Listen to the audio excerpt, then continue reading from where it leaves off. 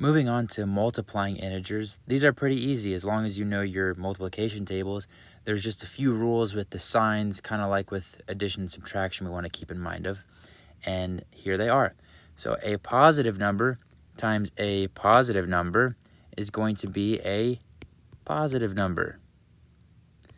A negative number times a positive number is going to be a negative number.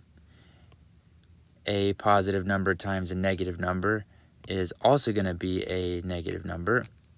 And then a negative number times a negative number down here is going to be a positive number. So when we multiply two negatives, they cancel each other out and we get a positive number. So these are the four rules, you could call them. But what if I had something like this? Where I have a positive times a negative times a positive times a negative times a negative.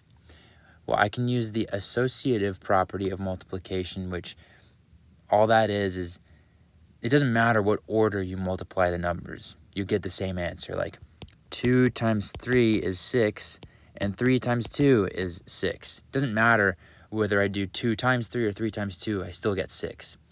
So if I just take this left to right, a positive times a negative, oh, that's going to be a negative. And then I just bring everything else down.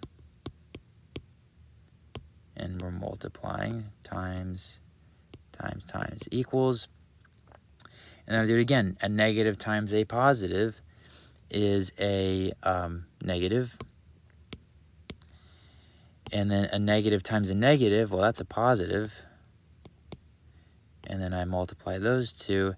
And a negative times a positive we just saw is going to be a negative. So let's do some examples now.